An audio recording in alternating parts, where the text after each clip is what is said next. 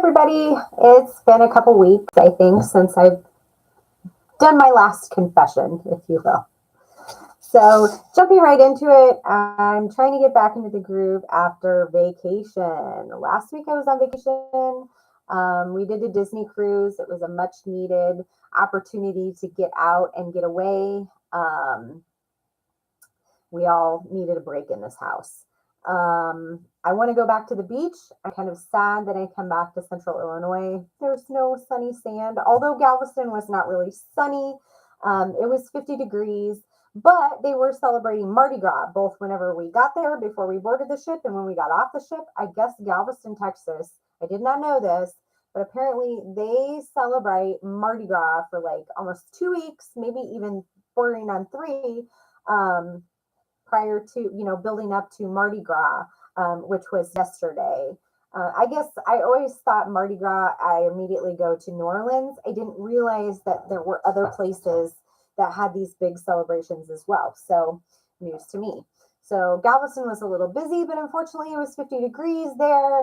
It was 50 degrees back home. It wasn't really any better there. Now, whenever we got out on the ocean, that was a different story. We were getting 70s, 80s, 90s in some areas. I did notice that there were a lot of folks from Texas on the cruise, which makes sense because we went out of the port of Galveston, which is in Texas. And it got me thinking, because I did a whiskey tasting and I started talking to a couple of the guys that were there also doing the whiskey tastings from Texas. And they said, a lot of people from Texas, it's really easy for them just to come down to the port of Galveston, jump on a ship, take a week off on their cruise vacation. And I'm thinking, man, I had to pay for a hotel on the front end and the back end. I probably could have gotten away with not doing it, but I don't like having that buffer, especially if on the way there. With flights kind of being not always reliable right now, I kind of didn't want to take the chance of missing getting on the boat. But we probably could have gotten off the boat and made it to the airport in time. But you have the added expense of hotel. We did have to drive to St. Louis. I paid for parking, which you'd still have to pay for parking at the Port of Galveston. So I guess you wouldn't get rid of that expense. But then you have the airfare expense, and I managed to get decent tickets, but we all know that airfare kind of is increasing in price. And so I have kind of been researching places that I want to move to. And I had looked at Galveston before. And then looking at the real estate, I'm like, you know what? I really don't want to pay hurricane insurance. I want to pay flood insurance. If you're going to live anywhere, in that vicinity, even up in Houston, flooded during Hurricane Harvey. So in certain areas, you have to be careful where you purchase. And I guess I thought of hurricane, not just hurricanes, but like the tornadoes that are spun off of the hurricanes. And there's really a lot of houses that have basements in Texas. But I do like the idea of being close enough to drive, maybe 1, 2, 3 hours to be able to go to a port and hop on a cruise ship and have a nice vacation and get away and not have to spend an arm and a leg to do so. So I don't know. There's kind of pluses and minuses, if you will. I mean, certain area in Galveston, yeah, you got the hurricane insurance, you've got flood insurance. The other thing I noticed was the HOAs are so high, and I'm not interested in purchasing anything in an HOA because I don't want somebody to tell me what I can do with my property. So HOAs out the window, don't want to do it.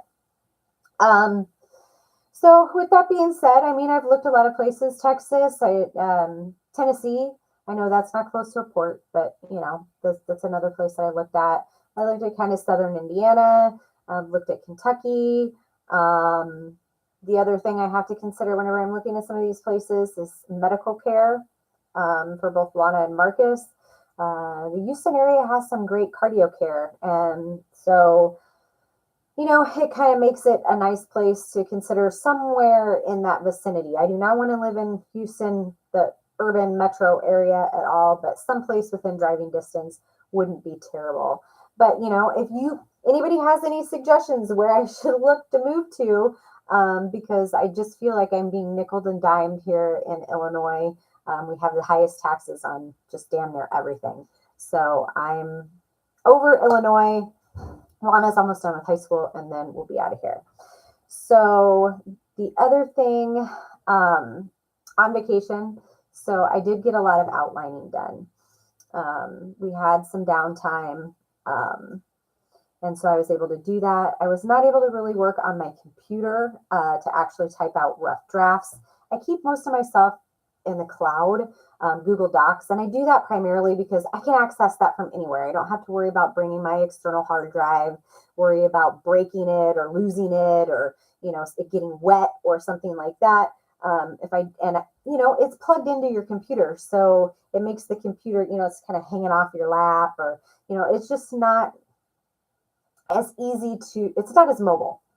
So I keep most of my rough drafts up on Google Docs so that I can access that at any point in time. The only problem is that if you don't have the internet, then you can't. And I have a hotspot on my phone, so when I'm normally on, moving around and mobile, I can access that no problems. But on a ship in the middle of the ocean is a different story. Now they had onboard Wi-Fi that you could purchase. I spent $100 on that for the entire ship, for the entire cruise, and it was complete garbage. You spent more time being frustrated trying to reconnect than you actually got work done. And it ended up just being like, fuck it, I'm not doing this anymore. So I gave up on that, and I just worked on outlining, because then that sets me up to come home and be able to just bust out some rough draft material. So it worked okay. We did get an extra sea day.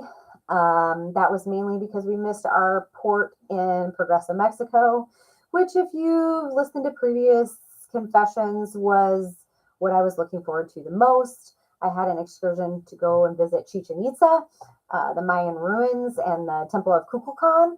And I was so excited to go. That's one of my bucket list items. And as we're eating breakfast in the morning, the captain comes on and he says, guess what? The seas are too rocky. The winds are too high. I can't get into port, so we have to stick at this port. Super sad. So we missed the port, but it gave me extra time to work on writing, did other fun things. I played a lot of bingo. I won money, which paid for a lot of our, drinks on the ship and things like that. So I guess, you got to look at the silver lining to everything. It just means I need to take another cruise. So hopefully I can move closer to a port and take more cruises. At least that's my goal. As far as other things going on, I have PeoriaCon coming up, not this weekend, but next weekend. So I kind of need to, assess all my inventory. I need to pack for that. I have plans to redesign some items to help me with transport, especially with my my grid walls, so that it doesn't destroy the inside of my SUV whenever I'm loading. So probably this weekend I will go and pick up materials, and it shouldn't take much for me to create it. It works in my mind. Whether or not it actually works whenever I go to execute it, we'll find out. I might have to make a few changes, but the idea seems pretty solid. I'm working on more tumblers and more signs, so I can have those available. I'm going to put some tumblers on sale. I made several tumblers that I thought were going to really, really sell, and so far they have not, so I'm going to have to discount those in order to move them. I'm kind of rethinking some of my tumblers. I did some hydro dipping, which turned out pretty good for a first time, so I'll probably do a little bit more of that. Instead of putting the vinyl on them, maybe just having some cool, fun designs and having them be kind of neutral, at least having some of those options. I still have my favorite nerdy options that I'll continue to make. Realm of Thraul, Dragon Dynasty is out and available. I also got a notification from Rich that the decks of cards are done. He's ordered those, and those are in transit. So hopefully, I doubt I'll have them for PeoriaCon, and I don't know what the pricing point is going to be on those. But as soon as Rich gets them, I'm sure we'll have a meeting and discuss, quantities of what we want to order, and how we will, when we'll have those available. But coming soon, sooner rather than later, which is really exciting. We had a lot of people who last year said, I would have bought a deck of cards, hands down. So I think we missed out on some sales there. So hopefully having those cards this year will lead to some more sales. Let's see, coffee. I have been doing Geek Grind coffee. I'm getting a little frustrated.